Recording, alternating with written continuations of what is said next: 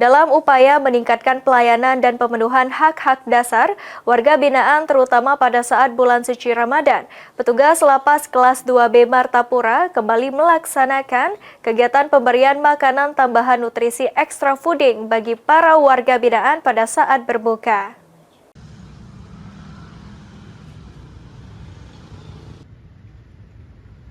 Kegiatan tersebut merupakan bagian dari komitmen berkelanjutan dalam menjaga kesehatan dan kesejahteraan seluruh warga binaan di lingkungan Lembaga Pemasyarakatan Lapas Kelas 2B Martapura.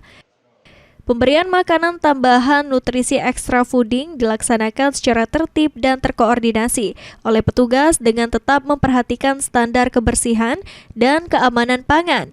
Menu tambahan ini diharapkan dapat menambah asupan gizi serta memberikan variasi makanan bagi warga binaan pada saat berbuka puasa sehingga dapat menunjang daya tahan tubuh dan semangat mereka dalam menjalankan ibadah puasa.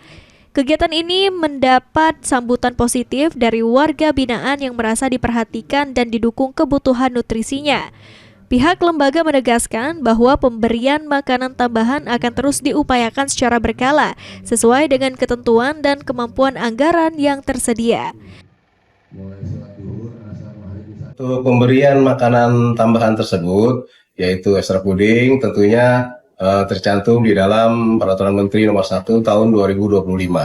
Di situ dijelaskan bahwa untuk warga binaan perlu dilakukan dan perlu diberikan makanan tambahan, yaitu berupa makanan kolak, kacang hijau, snack, dan lain sebagainya. Dengan adanya program pemberian makanan tambahan tersebut, diharapkan tercipta lingkungan pembinaan yang lebih sehat, humanis, produktif, serta mendukung proses reintegrasi sosial warga binaan ke masyarakat. Francisco Ari Karwada, PAL TV.